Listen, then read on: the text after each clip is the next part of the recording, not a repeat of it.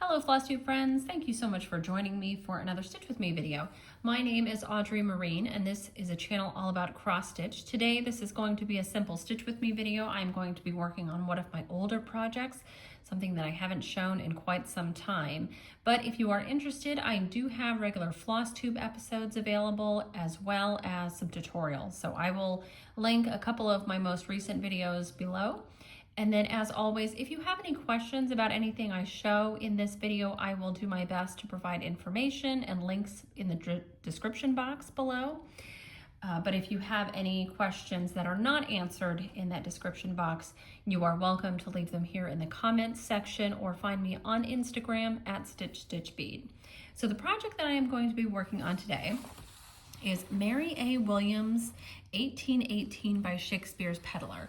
This is a chart that I purchased a few years ago. I don't remember exactly when, but it was shortly after I started just buying up sampler charts and had found Flosstube and was recently getting into using 100.3s, which are a spooled silk from Soie. This is a 100.3 and you can see the 1003 there at the top.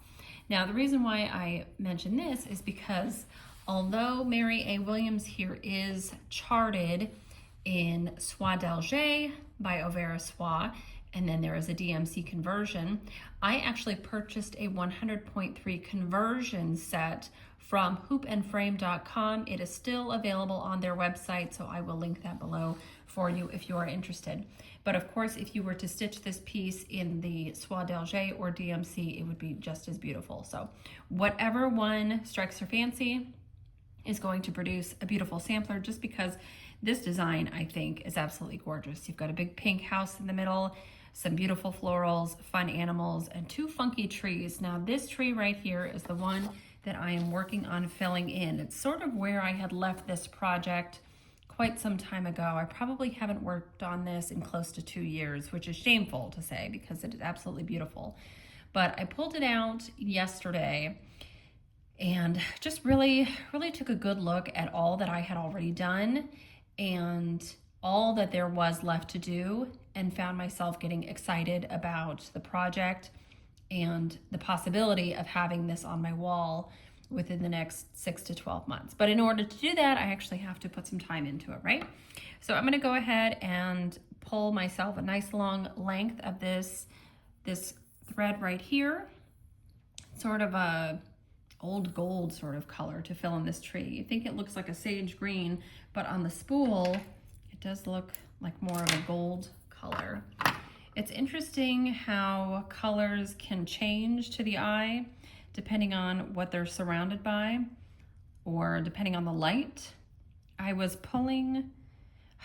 looking to start a chart by Stacy Nash yesterday, and I wanted to stitch it on something kind of really dark and mottled and in 56. Well, I didn't have that option to me, so I had to pull something in a different count because the options that I had in 56 were lighter than I wanted, and then of course the darkest options that I had were in 40, not even 46. So I came up with what I thought was a good option, but as the sunlight disappeared, I was only left with the artificial light in my craft room, which is very yellow, and just the appearance of the fabric really changed. So I still have it sitting out on the bed in that room, waiting to be started or not. Might end up choosing something else, but so couldn't make a decision there. So kind of dug through the older whips, and that's when I pulled this out. I have too many lingering whips, and I need to actually get them finished or just make some progress on them. It's not like I'm gonna whip them all out, you know, finish in just a few days, but make some progress on them or move along, I don't know.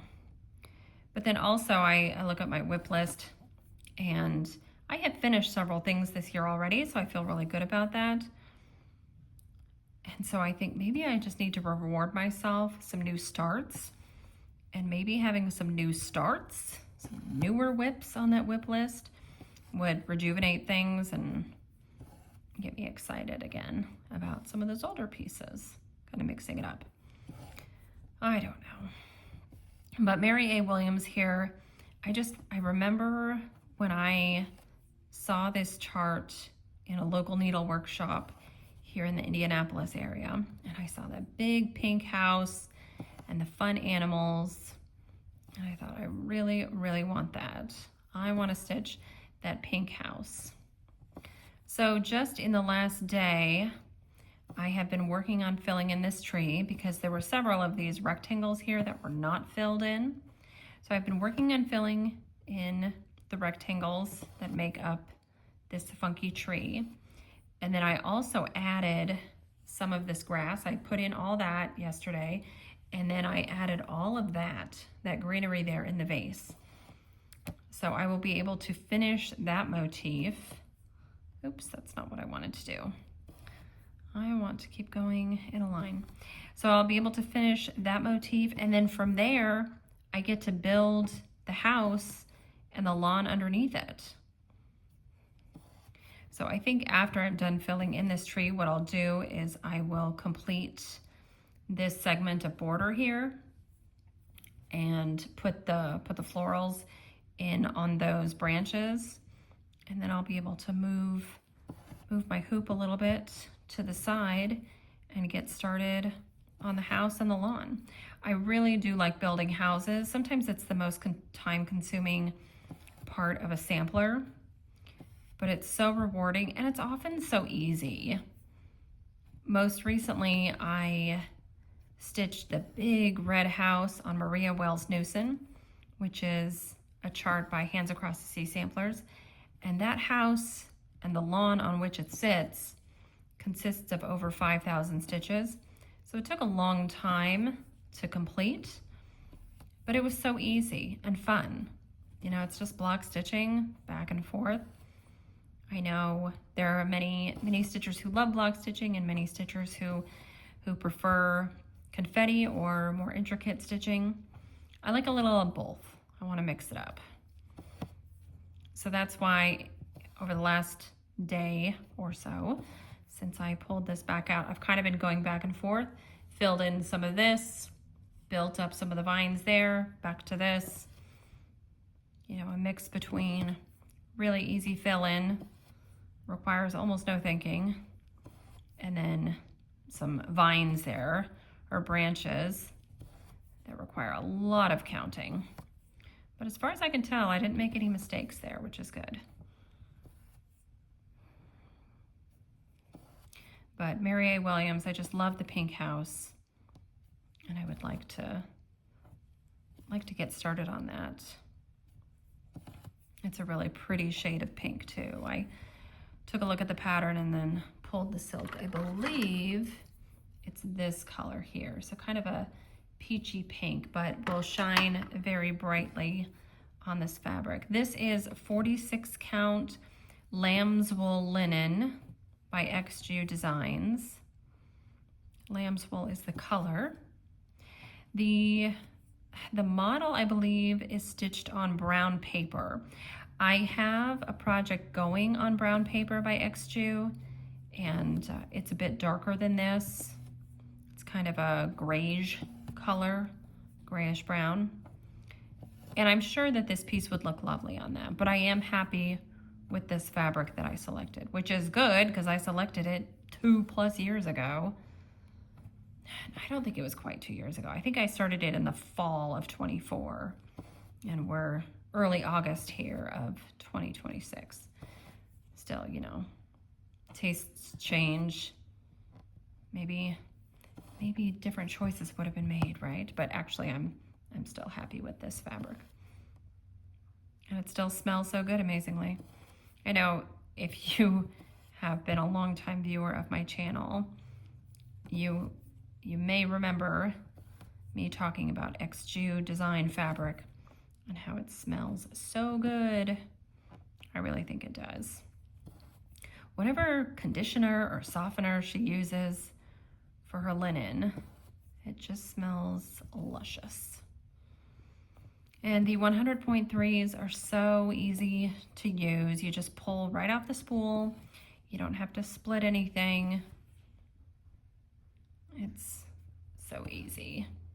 And you get a beautiful shine because it's a silk.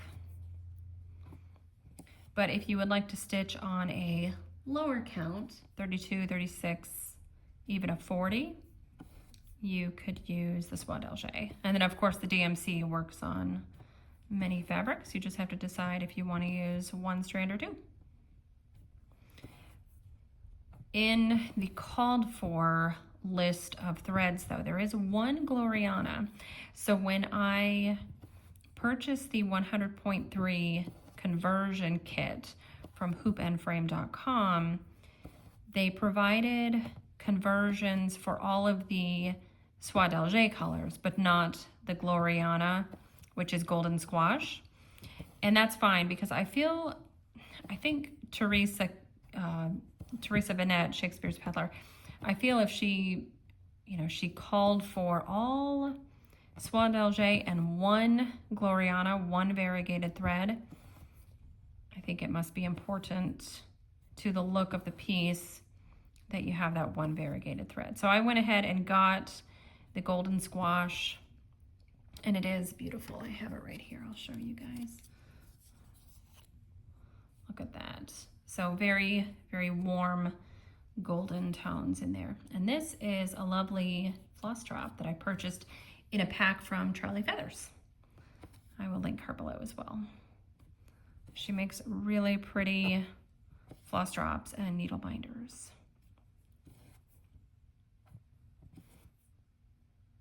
So all that to say, whatever you use, I would recommend getting the golden squash rather than trying to substitute that with a solid color, silk or DMC.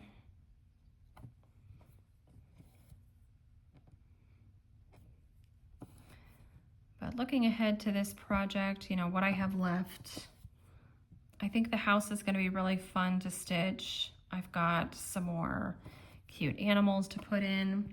The border is not particularly exciting, but it is easy to stitch. It's pretty regular.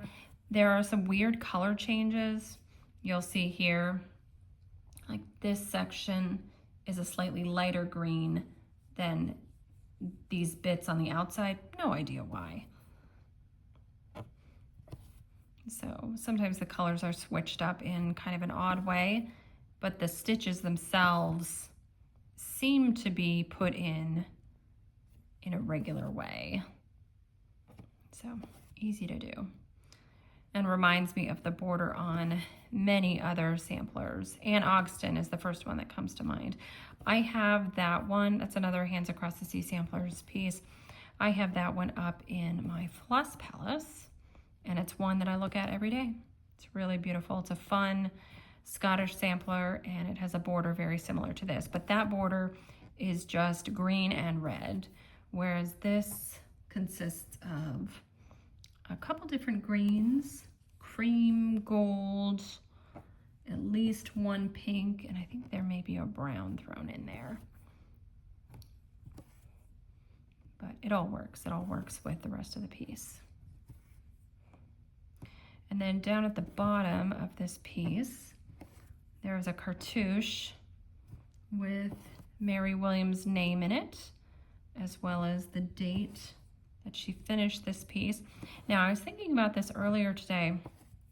Now, for all of the reproduction samplers that I've done thus far, I have stitched the original stitcher's name into it, but put my own initial and year, my little signature, somewhere in the finished piece.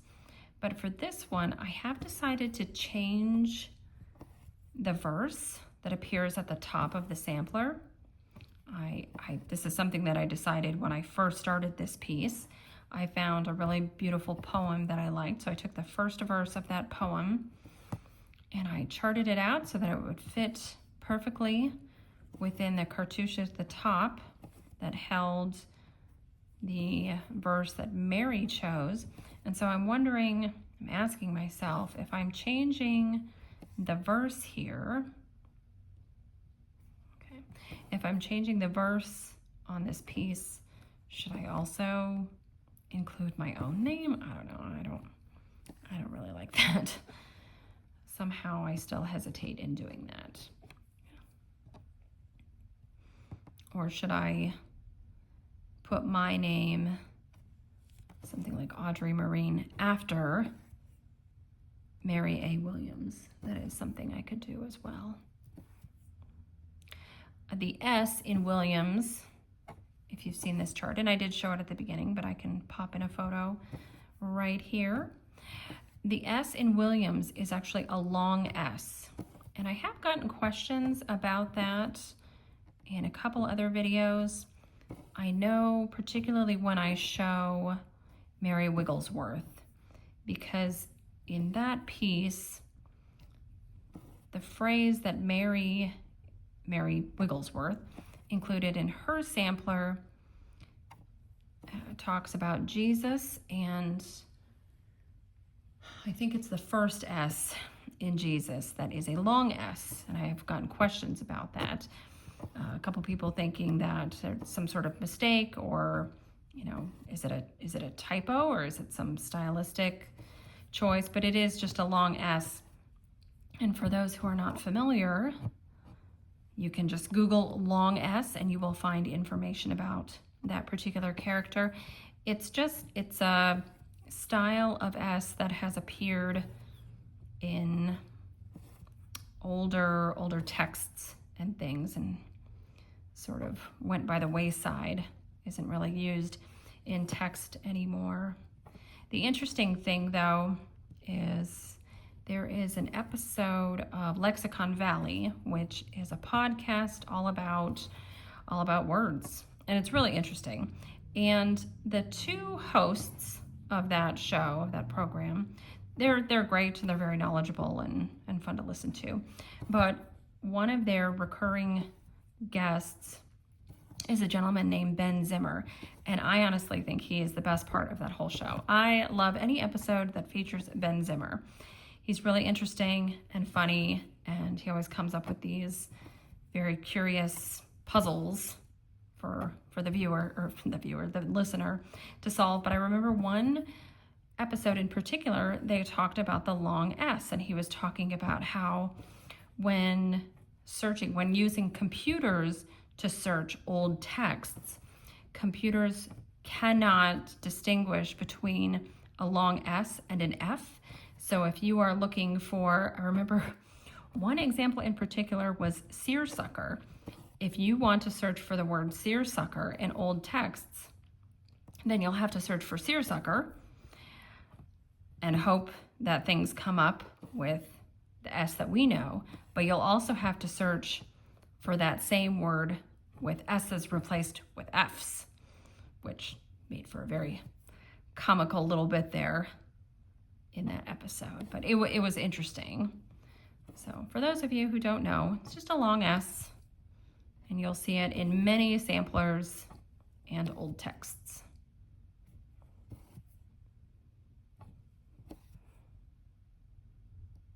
I asked my husband, well, the first time I got a question about that, I asked my husband, I said, don't you think that people our age should know what a long S is?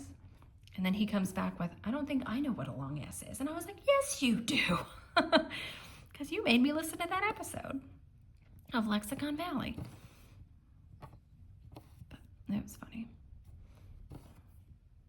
Of course, he says he doesn't know things or doesn't remember things. And I'm like, yeah, we had a conversation about exactly that. And he's like, oh yeah, we did. I did know that. I just forgot that. So,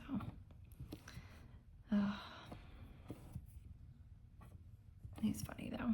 But I have to thank him, for my husband Ryan, for introducing me to Lexicon Valley. And also the rest is history. I'm not really a big podcast listener. I don't listen to podcasts on my own. I don't like audiobooks. But Lexicon Valley and Rest is History. Rest is History in particular, I really like the two hosts of that program. really enjoy listening to them. And it's a lot of very interesting historical nuggets, anecdotes, mixed in with their tomfoolery and pop culture references, which I find amusing.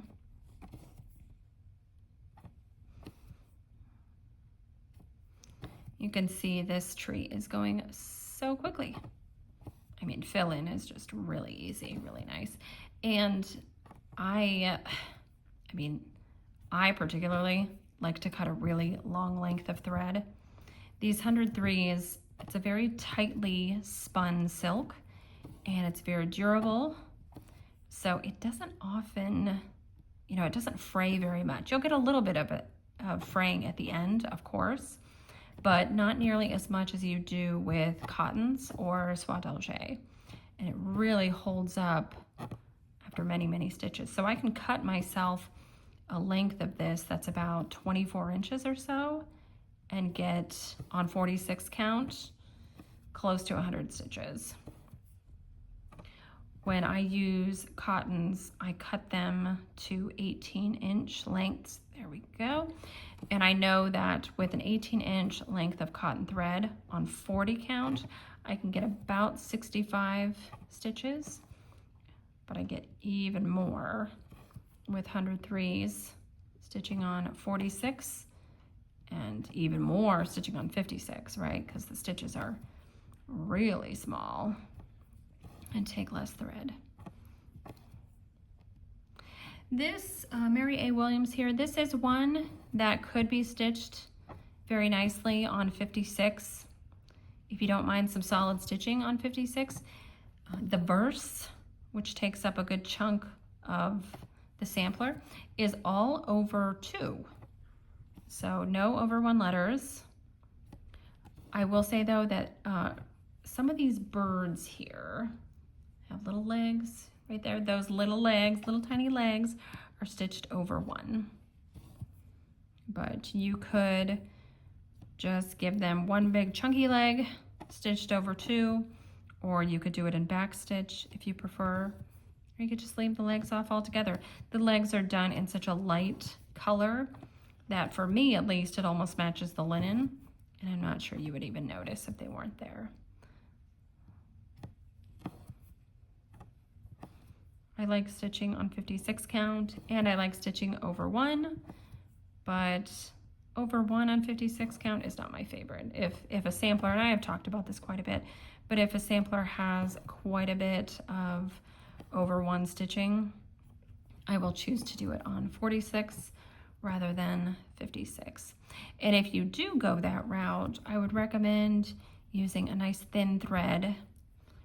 Soie Surfine, which is another Overa Soie product, stitches up very nicely over 1 on 46 count. Works well. You're allowed, with the Soie Surfine, I find that the stitches sit nicely. They have enough room to breathe. Trying to do over 1 with 100.3s on 46 is not the easiest thing, and I know from experience. Let me know what you guys are working on today. It's a good day here for some stitching. It's been sprinkling on and off, can't quite decide what it's doing. Hot and muggy. I wish it would just rain, rain, rain. That would be nice, but yeah. I think I'll be working on Mary here for the next few days. Maybe I'll just keep going on it, see how far I can get before I get a little burnt out on it, or maybe something else will catch my eye. I'd like to start a number of things. I was talking to a friend on the phone the other day, and she was already talking about Sampler September. She said that a couple of her starts, I think she has a few planned, but I know that at least 2 of the starts that she is planning are pieces that I have not only the chart, but also the threads. Everything is ready to go. So I may join her in starting those pieces. I'm also thinking about what I started last Sampler September. I'm thinking about the fact that I have not finished Jane Wood. That's another big, beautiful sampler with a big pink house that I would like to, oh, do you hear that? It's raining. It is sunny and it's raining. But that's wonderful. We need it. Isn't it weird when it rains when it's sunny? Well, let me know what you guys have been working on in the comments section. What are your plans for Sampler September? Do you have big plans? Do you have plans to start a lot of things? Just one big thing? Working on whips? What is it going to be for you? Well, I think I will leave you guys here. I'm going to finish up that little block, tie off this thread, and I think I'm going to move back to this motif here. But very delighted to be working on Mary Williams again. This is a beautiful piece. And again, if you're interested in the 103 conversion, it is available at hoopandframe.com. I will link it below. But you can get this chart directly from Shakespeare's peddler, Teresa Vanette. She is at kittenstitcher.com.